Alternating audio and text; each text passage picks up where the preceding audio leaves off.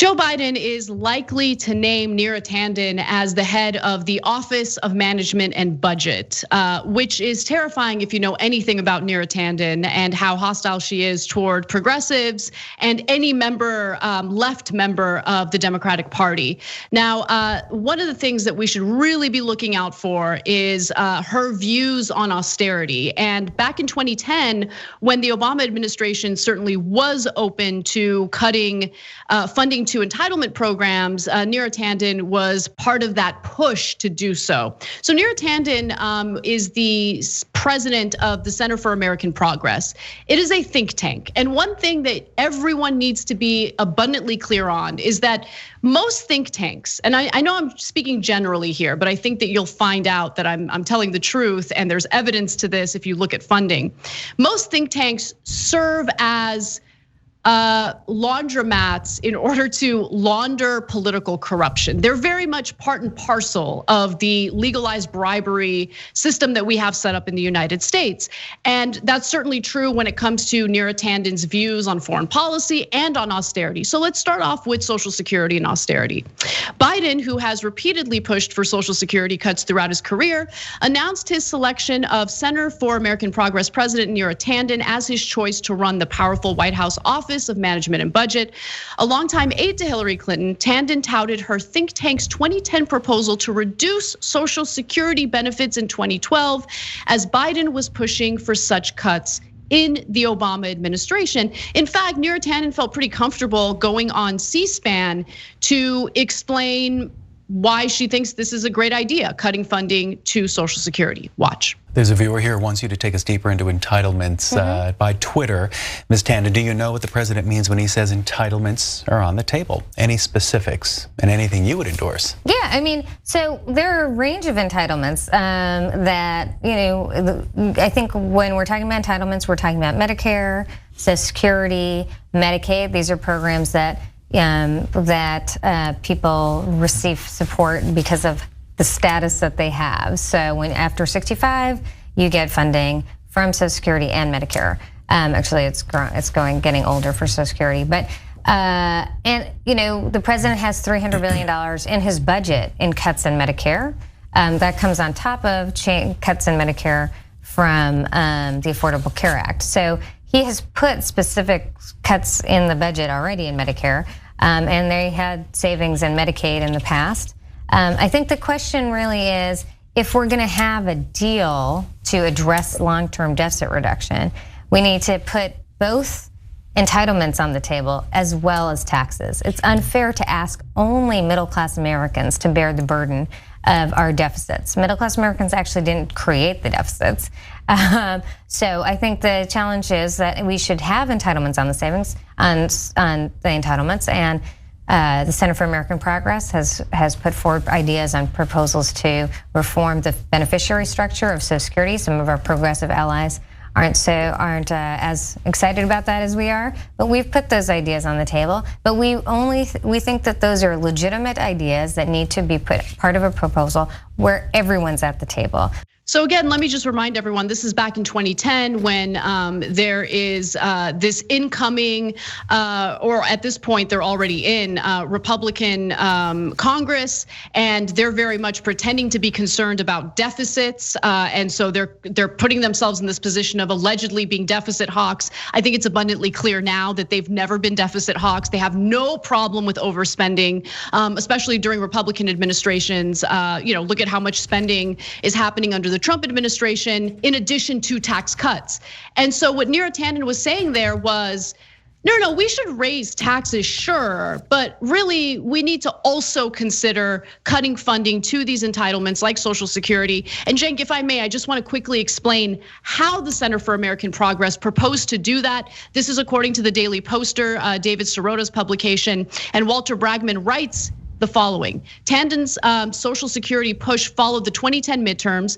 During the deficit reduction negotiations between the Obama administration and the new GOP Congress, Republicans drew a hard line, but Obama sought a middle ground. Of course he did. Central to the administration's efforts, which were led by Biden, was a plan called the Chained Cpi that would have slowed the rate at which Social Security benefits increase over time. In a report on Social Security solvency, the Center for American Progress, again, this is Neera Tanden's think tank, released 2 years earlier. The organization cautioned that Social Security is showing its age and warned that progressive ideas like lifting the payroll tax without addressing other problems in Social Security's benefit design would be a mistake. One of the solutions it proposed was the Chained Cpi. Cenk. Okay. So I had some tweets about this that folks want me to clarify, and I'm happy to do that. So let me give context first. So in that 2012 clip that we just showed you, if your blood is boiling over Social Security and Medicare proposed cuts by Democrats, number one, it should be. Number two, you have to understand that back in 2012, that was considered the most normal thing in the world.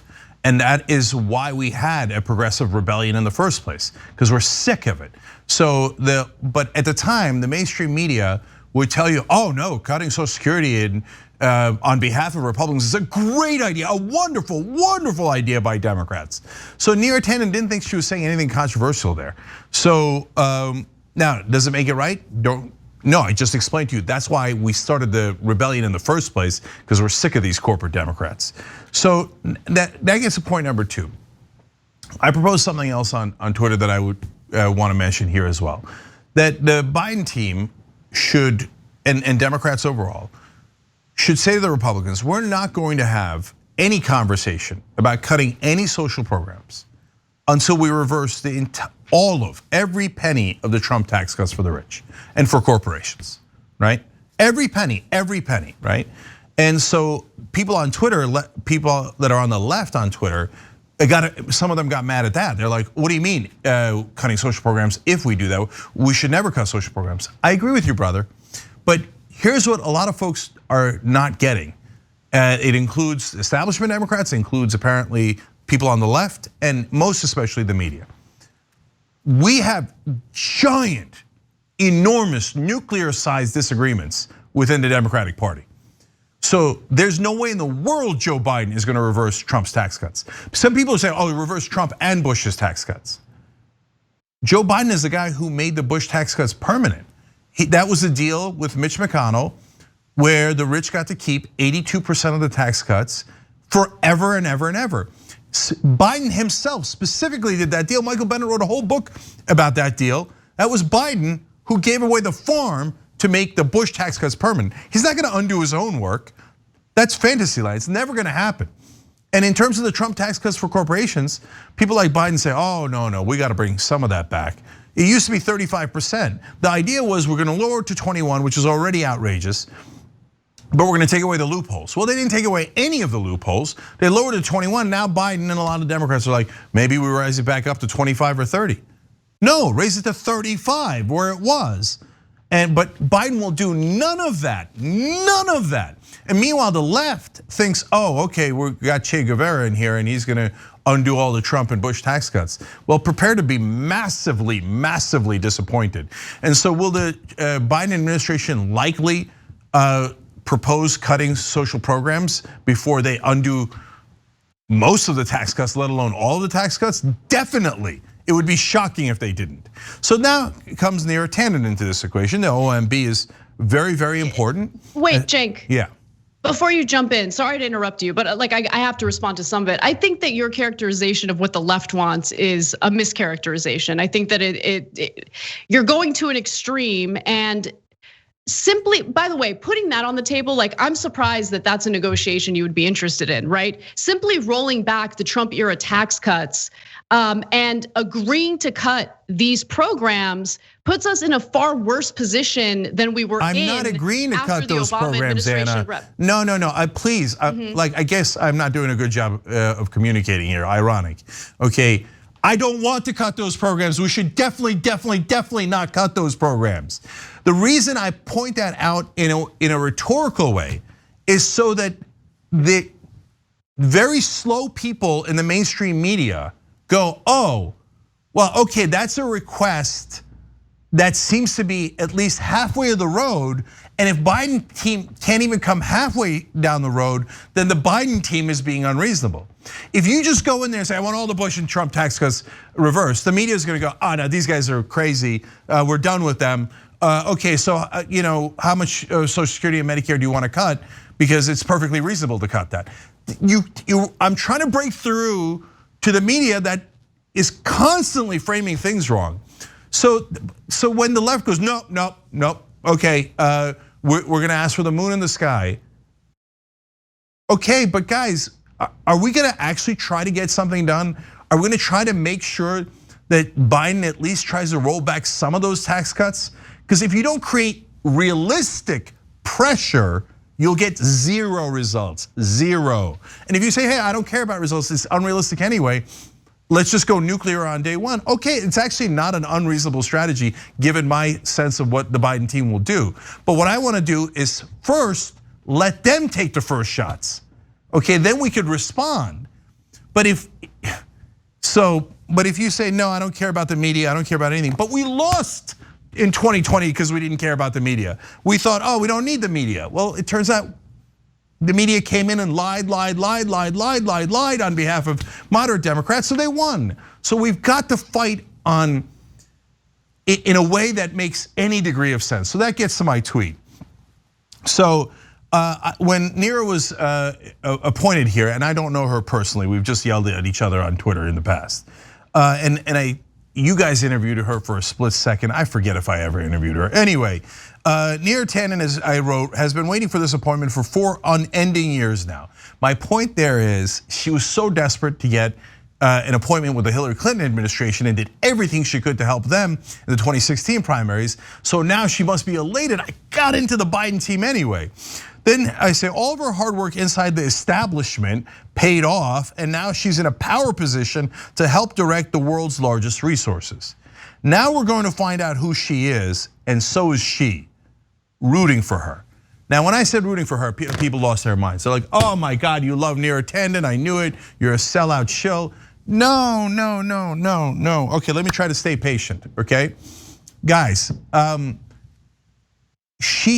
what you guys apparently don't understand is people inside the establishment, they tell themselves pretty little lies every single day. They get up in the morning, they look at themselves in the mirror and they go, no, I know I'm doing these compromises and I know that I've got all these donors at CAP and including Big Pharma, they're so solicitous of AIPAC and the list goes on and Goldman Sachs.